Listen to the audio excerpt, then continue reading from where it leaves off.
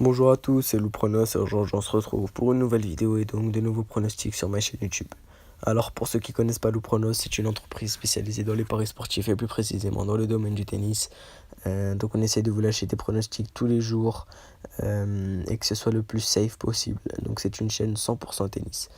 Euh, donc pour aujourd'hui, j'avais donné un combiné qui était la victoire de paire 1-7 et de Cabal Farah, ce qui nous faisait un combiné coté à 1,60. J'avais conseillé une mise de 100 euros, ce qui nous fait un bénéfice de 60 euros. Donc voilà, on enchaîne les victoires. On espère que ça va durer comme ça, que ça va continuer ainsi. Et puis on encaisse. Euh, alors, je vous avais dit que j'allais vous faire une belle analyse pour le match opposant Fognini-Zverev. Donc voilà, l'analyse est prête, pardon, désolé. Et donc on va tout de suite s'occuper de ça. Euh, donc on va juste commencer avant de donner l'analyse de Fognini. Donc je vois une victoire de Fognini. Et puis personnellement, j'ai décidé de le combiner avec deux autres matchs. Donc tout d'abord, il y a la victoire de Barty. Barty, c'est une des joueuses que je kiffe le plus sur ce circuit. Franchement, j'adore cette joueuse. Elle a un jeu atypique, beaucoup de chops, elle varie énormément. Surtout que chez les filles, elles adorent frapper tout, elles ne réfléchissent pas beaucoup. Et elle, c'est vraiment tout le contraire. Donc vraiment, j'adore cette fille. Elle joue largement son top 10. Sachant qu'elle avait arrêté le tennis à un moment et puis elle est revenue. Franchement, j'adore cette fille. Elle a fait de très très bons matchs. Elle n'a pas perdu un set. Elle peut être assez inconstante, hein. Parfois, elle peut perdre sur des Mladenovic, pardon, sur des. Bon, elle perd aussi sur Alep. Ça peut être difficile, mais elle est quand même largement en positif. Elle affronte Kena, une adversaire qui joue très bien, hein. Elle vient de battre Serena Williams. Mais Barty l'a déjà joué. C'était en 2018 et franchement, je pense qu'elle est au-dessus de son adversaire du jour. Huitième de finale de Grand Chelem, je pense que ça va le faire. D'où la cote, hein, 25. Franchement, en combiné, je pense que ça passe. Donc, ma confiance sur ce match est de 80%. À vous de voir si vous voulez le mettre dans le combiné ou pas. Personnellement, je le joue. Euh, donc voilà. Ensuite, il y a la victoire de Cabal Farah. Franchement, ils nous ont réussi tout le tournoi. Je mise sur eux, on encaisse. Franchement, je pense qu'on va continuer de miser sur eux jusqu'à la fin du tournoi. Donc Cabal Farah, je répète, un numéro 1 mondial. Ils enchaînent les victoires. Ils viennent de gagner un tournoi à Genève. C'est très très fort, hein. Vraiment très très fort. Beaucoup d'automatisme, même s'ils m'ont fait beaucoup stresser contre Per et Paes. Ils ont réussi à le faire. Donc voilà, ils affrontent Kukushkin. Kukushkin, on n'oublie pas que c'est vrai, c'est un joueur de simple, hein. Il joue pas beaucoup en double. Regardez la preuve, ils ont 4 matchs ensemble. Franchement, c'est pas super fort. Bon, déjà, pour en arriver là, c'est que ça doit être fort.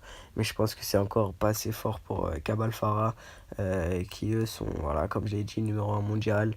Ils jouent leur saison sur double. Alors que Kukushkin, il est beaucoup plus concentré sur le simple.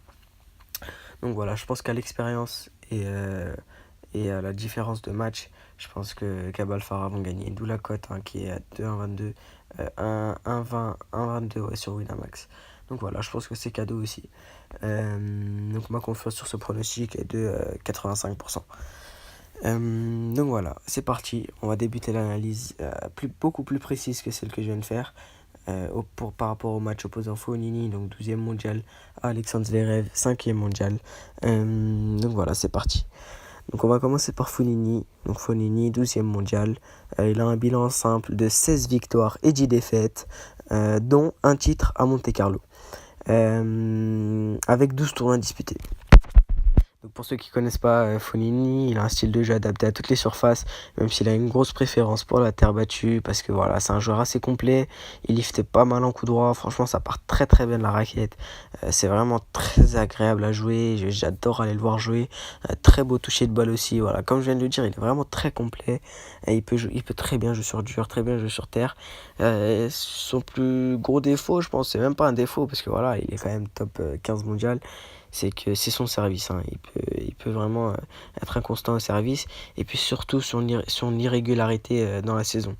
Donc voilà, en ce moment en tout cas ça va super bien pour lui.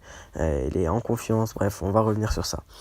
Donc, son bilan sur terre battue est de 13 victoires et 6 défaites, avec, donc, comme je viens de le dire, sa meilleure performance qui a été un titre à Monte-Carlo avec 10 victoires face à Koric, face à Lajovic en finale, face à Nadal, il bat quand même Rafa, et il bat Zverev en 2-7. Donc sur les deux derniers Masters 1000, Madrid et Rome, il perd en 8ème, deux fois face à Thiem et Tsitsipas. Donc voilà, deux très bons joueurs en forme. C'est vraiment pas une contre-performance. Donc voilà, Fognini il joue super bien, il est en forme, il a la confiance avec lui, il a un bilan très convaincant sur terre battue, que ce soit sur terre ou dur, mais surtout sur terre battue, avec une très très bonne préparation, avec une victoire à Monte-Carlo et deux huitièmes au Masters 1000. Donc voilà, je pense qu'il a une grosse confiance, même si on sait qu'il a des problèmes d'irrégularité, mais je pense que là c'est un grand chelem, il va se donner à 2000%, et puis on espère qu'il va nous faire rêver. Donc en face, il affronte Alexandre Zverev, allemand, 5e mondial. Et il a un bilan ensemble de 22 victoires, dont 2 en Coupe Davis et 10 défaites. Et un titre à Genève qu'il vient d'avoir.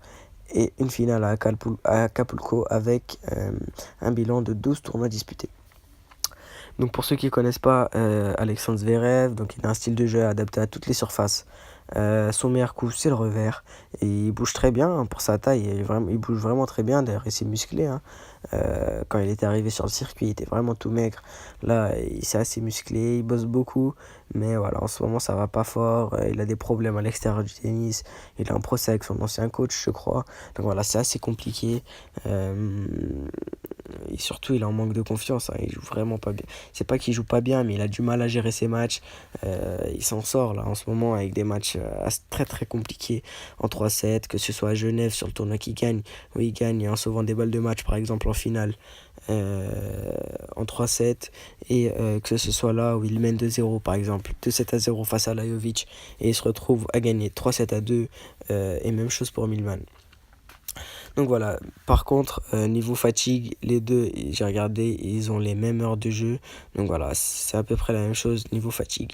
Ils auront le même temps de repos. Donc comme je l'ai déjà dit, donc son bilan sur terre battue est de 12 victoires et 6 défaites. Sa meilleure performance, comme je l'ai dit, a été une victoire à Genève, même si Genève c'était pas super fort. C'était un ATP 250, donc pour ceux qui savent pas, il y a les ATP 250, les ATP 500 et les Masters 1000. Et ensuite les grands chelems. Donc les 250 c'est vraiment les moins forts. Je pense il a joué pour se remettre en confiance. J'espère que ça lui a fait du bien, mais bon. Sur les 3 derniers Masters 1000, donc à Monte-Carlo, il perd au deuxième tour face à Fognini, du coup, en 2-7. Ensuite, à Rome, il perd au deuxième tour face à Berrettini, pardon. Et à Madrid, il perd en quart de finale face à Tsitsipas. Donc les confrontations entre ces deux joueurs, donc Zverev mène 2-1, mais sur terre battue, ça fait 1-1. Dont une victoire, donc c'était à Monte-Carlo de Fognini, de 7-0, 7-6, 6-1. Donc voilà, mon pronostic sur ce match, comme vous l'avez compris, c'est la victoire de Fognini qui me semble beaucoup plus en confiance. Voilà, il enchaîne les victoires, il joue très bien, il est assez constant, je le trouve. Je trouve qu'il a eu un petit déclic. Et voilà, je pense qu'il va vouloir chercher les quarts de finale en Grand Chelem. Ça fait 8 ans, je crois, ici, qu'il n'a pas fait un quart de finale. C'était il y a 8 ans où il avait fait WO. Je me souviens, il avait été contraint d'abandonner ici alors qu'il était en quart de finale. Donc voilà, je pense qu'il va tout faire pour gagner ce match. Il affronte un joueur en manque de confiance, qu'il a déjà joué. Il a un ascendant psychologique sur lui. Donc voilà, je pense que tout se porte en la faveur de Fognini, qui me semble au-dessus de son adversaire du jour. Donc je répète, victoire de Fognini, côté 1,82. Je répète que la cote elle était à 2,05. Elle descend énormément. Il faut la prendre maintenant, les gars. Donc mon combiné perso du jour, c'est la victoire de Fognini, plus la victoire de Barty et la victoire de Cabal Farah, ce qui nous fait une cote à 2,56. Donc moi perso, je mets 100 euros, je prends 156 euros de bénéfice. Ça nous met super bien. Après, à vous de voir, les gars. Franchement, c'est jamais bon de mettre pas mal de matchs en combiné. C'est rare que je mette 3 matchs. Mais franchement, ça a l'air assez safe. Et voilà. Après, si vous voulez jouer Fognini en simple, franchement, moi je vous le conseille aussi. Vous jouez juste Fognini. Ça fait une belle cote à 1,82. Ça suffit, franchement, les gars. Après, si vous êtes un petit peu gourmand comme moi, mais pas trop, voilà, vous tentez. À vous de voir, les gars. Donc ma confiance sur ce combiné, elle est de 80%. Donc comme je l'ai dit, je propose une mise de 100 euros. De 100 euros, pardon. Et voilà. Donc n'hésite pas à t'abonner à ma chaîne YouTube si jamais mes vidéos te plaisent. À activer la cloche des notifications pour recevoir tous mes prochains pronostics en temps et en heure. Et puis like la vidéo parce que franchement je fais ça pour vous les gars. Il est minuit 30, j'ai des journées super compliquées en ce moment. Je me débrouille pour lâcher mes pronostics. Donc voilà, vraiment laissez-moi un petit commentaire, ça fait super plaisir. Et likez la vidéo si vous voulez me faire plaisir. Voilà, c'est un petit retour par rapport à ce que je vous donne. Si vous pouvez liker ou vous abonner, ce serait vraiment super. Donc sur ce, je vous souhaite une très bonne soirée et une très bonne nuit. Et puis on espère qu'on encaisse demain. Donc voilà, c'était Lou Pronos. Et puis ciao ciao.